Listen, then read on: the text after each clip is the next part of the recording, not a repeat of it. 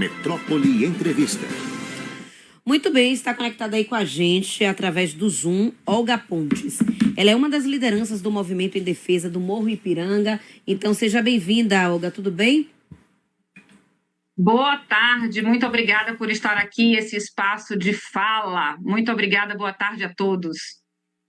Muito bem, eu sei que você, como você se apresentou, né, a gente conversou antes aqui da entrevista, mas você falou que esse movimento não é somente em relação ao Morro Ipiranga, né? Mas eu queria que você falasse, então, qual é sobre quais áreas da cidade vocês vêm atuando e, enfim, traga uma geral primeiro aí pra gente, para poder adentrarmos especificamente falando sobre o Morro Ipiranga. Essa luta não é só pelo Morro Ipiranga, né? A desafetação de áreas verdes em Salvador, a tentativa de sombrear nossas praias, tem sido uma verdadeira epidemia, né? E nós não podemos ficar calados, indiferentes, omissos, coniventes, complacentes a alguns absurdos que estão acontecendo na nossa cidade. Só no último ano, sem falar nas últimas décadas, né? Só no último ano foram 17 áreas verdes ameaçadas dentro de um pacote de 44 terrenos que foram desafetados na calada da noite em dezembro de 2023. Isso significa que, se a população não reagir, nós veremos pedacinho a pedacinho da nossa cidade sendo tomado pelo concreto, pelo cimento, né, pela placa não entre, área privada, sem qualquer critério, sem qualquer planejamento, sem qualquer respeito pela coletividade. Então, nossa luta não é só pelo terreno que está em leilão agora, no momento. Nossa luta ainda é muito maior, é pela preservação da nossa Salvador, é pela nossa cidade, para que ela seja sustentável e habitável ao longo do tempo. Em relação especificamente, então, ao Morro Ipiranga, né? Quais os passos que vocês já deram até aqui? Como é que está essa mobilização de vocês? Olha só, a questão do Morro Ipiranga, né?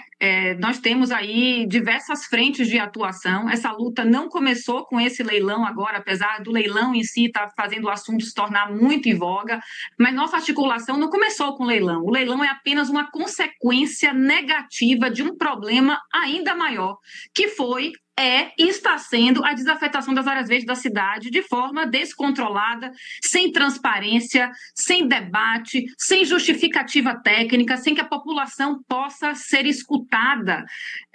Estamos de frente, quando uma pessoa não quer dialogar, não existe diálogo, e a população está disposta a dialogar. Então, a falta de transparência, né, inicia na desafetação e continua nos surpreendendo negativamente, inclusive com os editais desses leilões, né, que colocaram terrenos à venda. Porque, aí eu pergunto, né, eu tenho muito mais perguntas do que respostas, né? Que é a falta de transparência. Por que será? Por exemplo, o edital agora do Morro Ipiranga, que foi colocado, ou seja, não queríamos estar discutindo o edital, queríamos estar discutindo a não desafetação de áreas verdes, né? Mas, olhando o edital, a realidade que nós temos agora, o edital sequer possui a natureza, o objeto do leilão, ou seja, de forma nenhuma a prefeitura ela está dizendo se aquela área que ela está colocando para leilão ela é edificante ou não é uma área edificante. E a omissão, eu pergunto, é mero acaso ou a omissão do objeto desse leilão é mais uma estratégia porque a omissão, né, deixa brechas para fazer o que desejar desta área, né? E por que eu falo que a informação, se a área é edificante ou não é edificante, é importante? Para quem não sabe, toda aquela encosta que vai do Cristo da Barra até o Espanhol, né, Clube Espanhol, e se eu falar isso em rede nacional, né, pela dimensão do turismo de Salvador e dos milhares de pessoas que vêm passar o carnaval aqui, essa área é bastante conhecida. E qualquer um nacionalmente, se eu perguntar, conhece a área do Cristo da Barra até o Espanhol? Com certeza, a grande maioria vai dizer sim. Pois é, esta área foi uma área que foi doada gratuitamente para a prefeitura, que assumiu, anos atrás, o compromisso de cuidar e preservar como área verde pública para uso comum. Só que, ao invés de honrar esse compromisso, ela desafeta, né? Muito possivelmente de forma não planejada, né? Coloca para leiloar, privatizar, concretizar, verticalizar. E aí eu pergunto, né? Que show da Xuxa é esse, né? Que cuidado é esse com a cidade se foi entregue áreas verdes para que sejam cuidadas? Então, no discurso do nosso prefeito, inclusive, né, ele classificou, lamentavelmente, que eu acredito que, no fundo, ele não pense isso, né? Acho que deve ter sido uma grande infelicidade da parte dele falar uma aberração dessa, né? Ele considerou essas áreas como áreas que não servem para nada. E será que ele não consegue, de fato, ver valor, né, nas áreas verdes? Será que ele, de fato, não consegue ver o ativo financeiro imensurável que a cidade de Salvador tem na mão, preservando esse patrimônio cultural e paisagístico? Porque, sim, se você for consultar na Savan, essa área específica que a gente está falando aqui agora é uma área de proteção cultural e paisagística que deveria ser protegida, jamais desafetada, quiçá leiloada, sem nenhum propósito, né? Aí eu pergunto, será que realmente o nosso município acredita que patrimônio só pode ser medido por cifras de IPTU? Qual é o valor de uma cidade com identidade, com qualidade de vida, urbanisticamente planejada, uma cidade agradável, uma cidade que seja atrativa? Qual é o valor disso? Leiloar, privatizar, concretizar, verticalizar essas áreas, eu só destruo o valor patrimonial, cultural e, consequentemente, financeiro que essas áreas têm. Então, nossa luta, né, não vai muito além do leilão, que é um pedaço dessa tragédia. A nossa luta é contra a destruição silenciosa do que o público, do ativo público, é contra o apagamento do nosso patrimônio ambiental, cultural, paisagístico, é contra a falta de diálogo, é contra a falta de transparência, é sobre a nossa sobrevivência, a cidade que a gente quer ter no futuro. E se a gente quer uma cidade diferente para viver, nós não temos que delegar ou delargar para um outro, né? Nós temos que lutar, né? E fazer dessa luta a nossa luta. O movimento hoje reúne, para você ter uma ideia, cidadãos comuns, ambientalistas, juristas, urbanistas, profissionais de diversas áreas, né? E, acima de tudo, o soteropolitano, que, independente de ideologia, não tem um soteropolitano que diga eu concordo com a indiscriminada venda de áreas verdes sem propósito, né? E eu penso assim, meu Deus, mesmo que aquelas áreas verdes que foram colocadas à venda de um ano para cá, 100 mil metros de área verde, a maior parte delas todas litorâneas, mesmo que essas fossem o último ativo, a joia da coroa, o baldinho de moedinhas de ouro do tio Patinhas, fosse o último, né? O último a vender. Por que não sentar e dialogar, ver alternativas, ver que possibilidades o município tem para atender às necessidades do município sem que essas áreas sejam vendidas? Um município que é rico, um município que tem diversas receitas, que teve todos os anos uma receita imensurável de um carnaval, inclusive. Ou seja, como equilibrar contas? É a conta que está muito alta ou a ineficiência que está também muito alta? Ou seja, vamos dialogar com o cidadão, vamos avaliar que alternativas nós temos para conseguir os recursos que a prefeitura tem. Leiloar áreas verdes, com certeza, não é a última solução e não deveria estar sendo leiloada. Porque se a gente, de alguma forma, se essa não é apenas uma luta por um terreno, gente, com certeza não é por um terreno. Essa luta é pelo direito de Salvador existir para quem mora nela e não apenas para quem quer lucrar com ela. Olga? Então, se você não quer continuar morando nela e não apenas lucrar com ela, se junte a gente e lute pelas áreas verdes da cidade. Muito bem. Olga, boa tarde. Camille aqui falando agora. Olga, a gente se pergunta onde está o Ministério Público, né, em um assunto como esse. O movimento tem instigado o MP, tem provocado o MP? Qual é o posicionamento do Ministério Público em relação a esse assunto? O Ministério Público, como todos nós sabemos, tem um dever constitucional de zelar pelo interesse coletivo, pelo meio ambiente, pelo patrimônio público.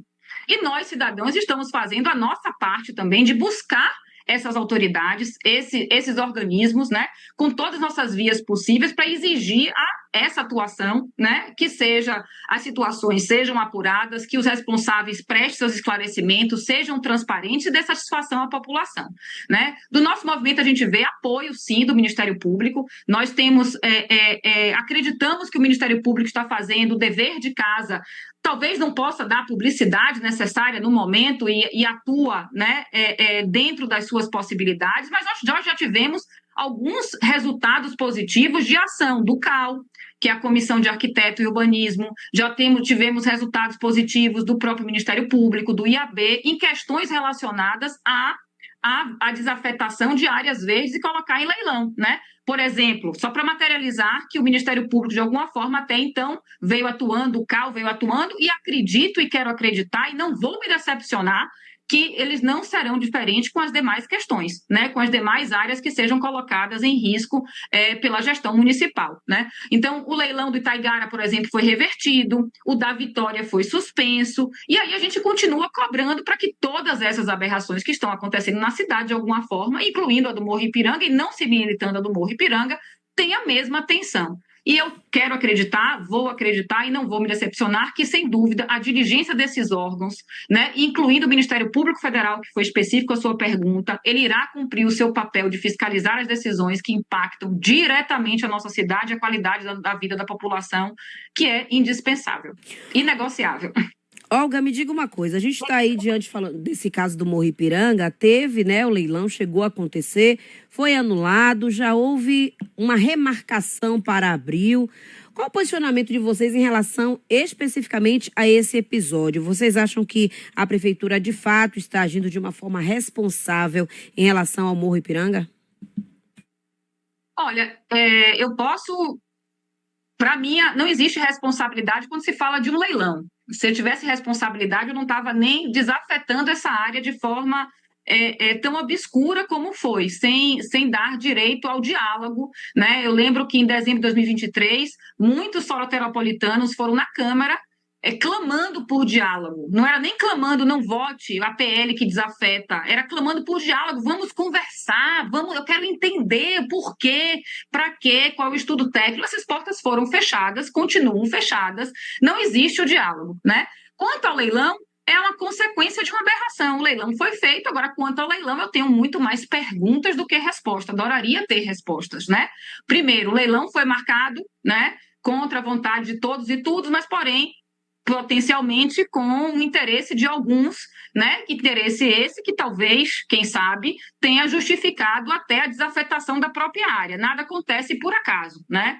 Então, tem essa questão, tem a questão também de repente, não mais do que de repente, quem ganhou não ganhou mais, né? Quem ganhou, eu já soube que já fez parte do pagamento e praticamente 40 dias depois o leilão como é que se diz? Cancelado e é reagendado. E o que é que embasa isso? Porque depois de 40 dias, porque depois de emitir um boleto, né? Eu não gosto nem de entrar na seara, discutir o leilão, porque para mim o leilão é uma aberração. Eu tinha que estar discutindo, né, o não leilão. A gente tem que trabalhar para aniquilar esse leilão, para que esse leilão não aconteça, para que essa área verde não seja concretizada, verticalizada, porque do jeito que está, da forma como o leilão está sendo feito, da forma como o edital está redigido, quem comprar pode fazer dela o que quiser. Ou seja, a prefeitura, de certo modo, talvez, não sei, né, mas pelo delimitar do próprio edital, que é o que está público, que a gente pode ler, se construir ali 3 torres de 100 andares ou uma casa térrea, né, não está tendo nenhum tipo de impacto quanto à infraestrutura do local, infraestrutura de transporte, infraestrutura de saneamento, né? A gente não pode ter uma cidade que não seja urbanisticamente planejada. Caso contrário, aquilo que vai ser arrecadado de IPTU, que é o que talvez importe, né, para a atual gestão, porque o área verde não serve para nada, conforme palavras do nosso gestor, porque não paga IPTU. Mas vamos supor que ali vem algumas unidades de imóveis pagando IPTU. Do que adianta pagar o IPTU se talvez o investimento em infraestrutura e urbanismo tenha que ser infinitamente maior do que o valor que vai ser arrecadado? Então, se é receita que a prefeitura precisa, né, para qualquer outro tipo de localidade, vamos sentar e vamos discutir, vamos verificar de onde pode vir essa receita, né? É com redução de gastos, é com eficiência, né? De que forma? A gente não pode leiloar os nossos pulmões, afinal de contas, a gente não sobrevive sem pulmão e coração, né? Temos que verificar algo que seja regenerável, né? E um verde concretizado, ele não é regenerável. Valeu, Olga. Muito obrigada aí pela participação aqui no nosso programa, no Jornal da Cidade. Vamos acompanhar esse movimento, já estamos fazendo isso e até uma próxima oportunidade, viu? Obrigada a vocês pelo espaço de fala e continuamos na luta juntos sempre. Valeu, muito obrigada. A gente conversou com Olga Pontes, uma das lideranças do movimento em defesa do Morro Ipiranga. Aí, rapaz. Daí deixa muitas dúvidas, muitas questões sem respostas. E a gente fica aqui aguardando o que é que o Ministério Público vai fazer com isso tudo. Que show da Xuxa é esse? Que show da Xuxa é esse?